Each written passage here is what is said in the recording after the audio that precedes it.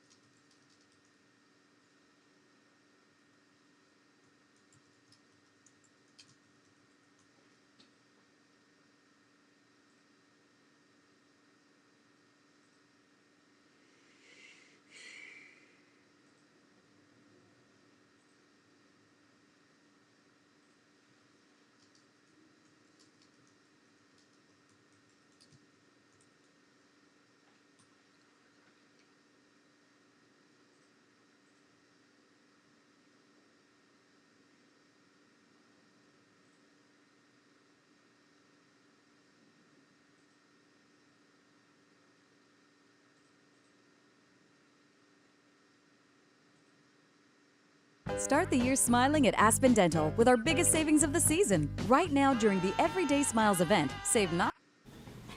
That concludes the opening statements from part clinical and part just I'm in. I've got, I have a county radio on in case anything comes in through Shelby County or Spencer County or any other counties. So same as the sheriff's office, it's a larger jurisdiction. Let me back up just a bit to ask a couple of more questions about your field, the field sobriety training that you received, both through DOCJT and the State Police Academy. Did you receive any certifications relating to field sobriety testing? And You mentioned that there were tests that you had to pass. My next question is, was there some type of certification you received issued by DOCJT or the state police for field sobriety testing? Department of Criminal Afternoon. Sir?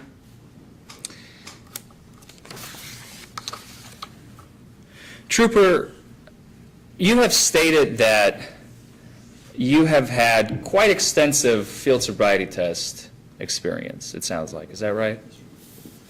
You've had experience in it based on your DOCJT, the Department of Criminal Justice Training background. I see that you've completed your basic training back in April of '08. Does that sound right? And you have completed LEAP, the Law Enforcement Accelerator Program for KSP, in July 2012. Is that accurate? And you've stated back in '08 you have completed field sobriety test training and intoxilizer training, 40 hours each. But in 2012, it was strictly field sobriety tests, 40 hours worth. In 2012 for state police, it was about half a week of refresher for field sobriety. Half a week of refresher, so it wasn't the full 40. It wasn't a full, they're not trying to certify you, they're just making sure everyone's on the same page. And then we did a practical on the field sobriety. But there was no retraining on the intoxilizer. No. Okay. And you mentioned you also completed ARIDE, the Advanced Roadside Impairment Program. That was after March 2015, right? I've taken it twice. I've had it twice. When was the first time you took it? In the academy with state police. And the second time? I believe it was March of this year. March of this year. I believe so. So after Yes. you've encountered Ms. Wood? Yes. Okay. So again, it sounds to me like you're quite familiar with field sobriety tests, and you've administered, I think you already stated, several hundreds of them. So you know how to perform them, you know how to grade them. No questions asked. Okay. When you, let's talk about the stop, okay? When you pulled over Ms. Wood and you have stated that you pulled her over for speeding, Correct. right? In your extensive field sobriety test training, they described to you a series of traffic infractions that are more or less likely to be related to a DUI arrest. Yes. There are about 24 of them, I believe. Correct me if I'm wrong. I'd have to refresh, but that sounds about right. And some of them are weaving, Yes. swerving, Yes. making jerking motions with the vehicle, changing lanes unexpectedly without showing a turn signal, Yes. not signaling, Could be. none of which you've seen here. No. And speeding is not one of those 24 clues either, is it? No. After you've stopped Ms. Wood, you've stated that you smelled alcohol coming from the vehicle. Am I correct? An odor of an alcoholic beverage, yes, sir. Odor of an alcoholic beverage coming from the vehicle, Yes. not from her person. Correct.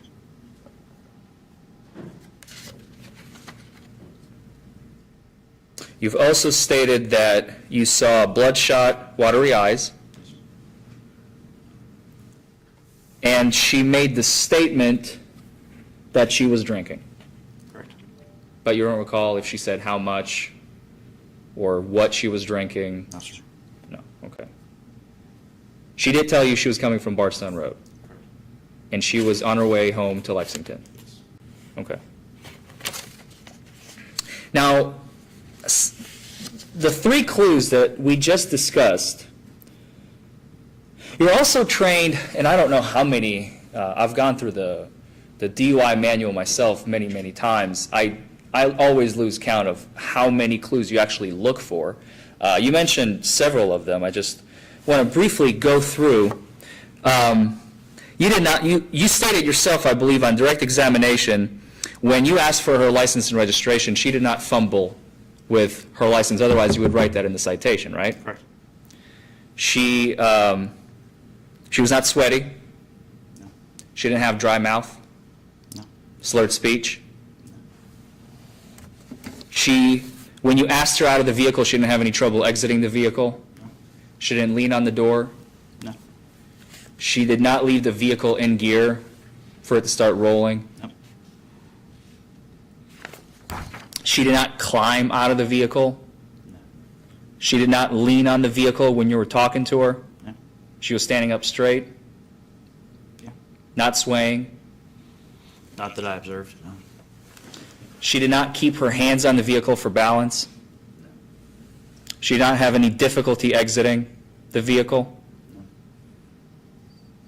And I believe I asked that. I apologize. She did not have slurred speech, right? A clear indication of intoxication. Another one is glassy eyes, I believe you look for, right? Correct. And her eyes were not glassy. She had bloodshot eyes, but they weren't glassy. The stop occurred at 1:30 in the morning, I believe, correct? 127 is what we have written for the citation, violation time. 1 o'clock in the morning, 1:27. Do people normally feel tired around that time? It depends on the people. You have people working all different kinds of shifts. Some are tired coming from work. Some are awake going to work. So, I mean, that could be looked at multiple different ways. Could red eyes indicate the individual is simply tired? Yeah. Thank you. Her face was not red or flushed, and she was not slow to respond to any of your questions? Did you have to repeat any questions to her that she did not understand, she had to re-ask? Not that I recall.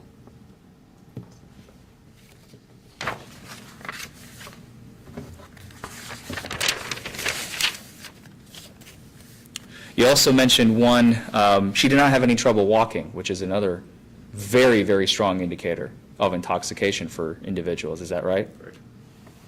She didn't have any trouble with it. Okay.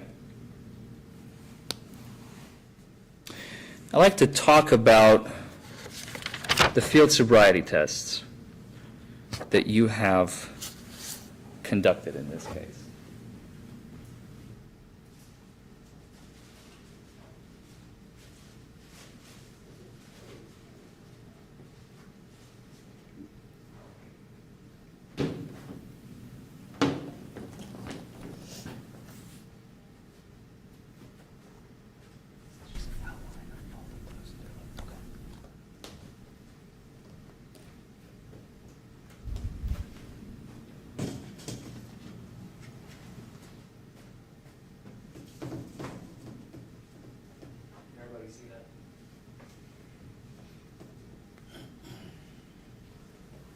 officer, can you see this?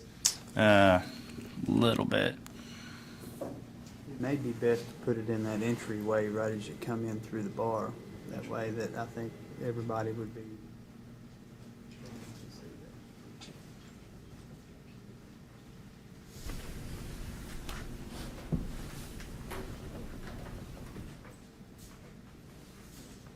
Can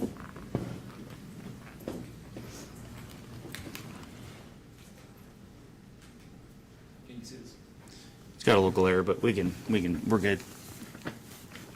want to shoot it? No.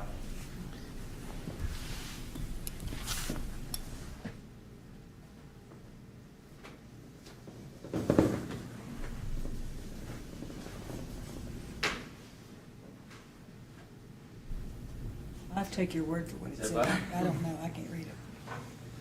I don't know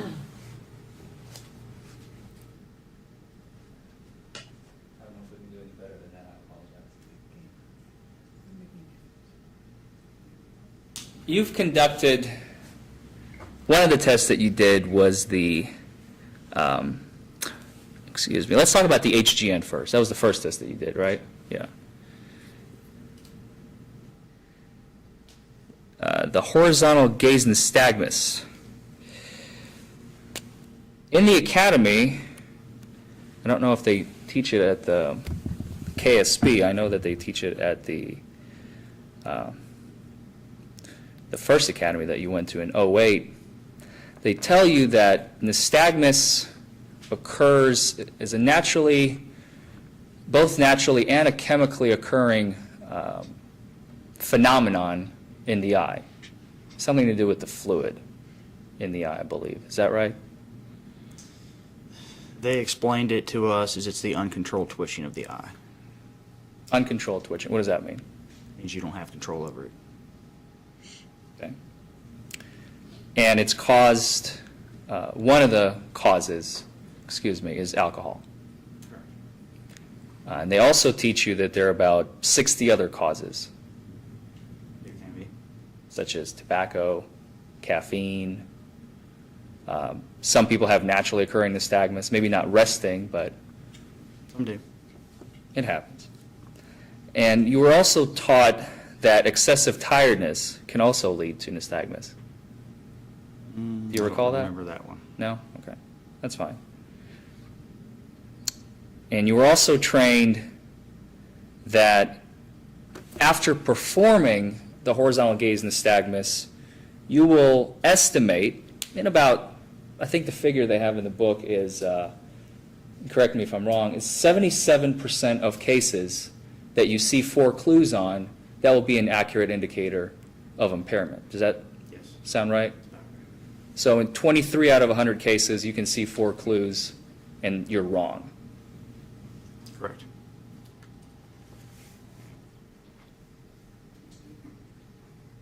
Let's talk about the walk and turn. I've outlined here, I believe there are, and you mentioned this yourself, there are 8 clues. There's the balancing during instructions, starting too soon, stopping while walking, touching heel to toe, stepping off the line, using arms for balance, doing an improper turn, and having the wrong number of steps. Did I miss anything? That's it.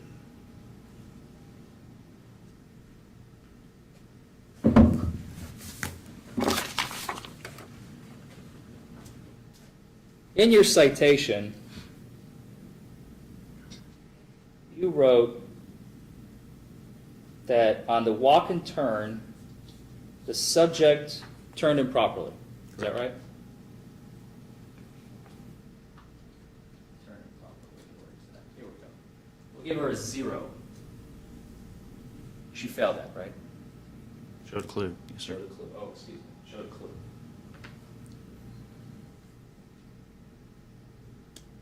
Then she stepped off the line on counts 5 and 8 on her return steps. Where do we have that?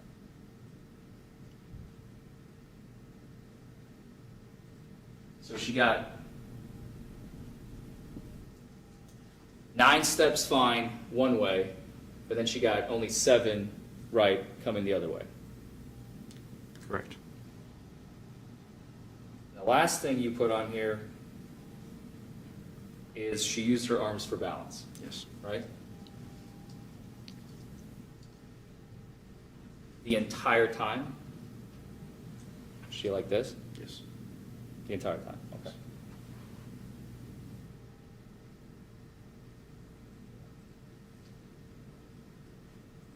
So, everything else she did correctly, according to your citation and your observations that night. Correct.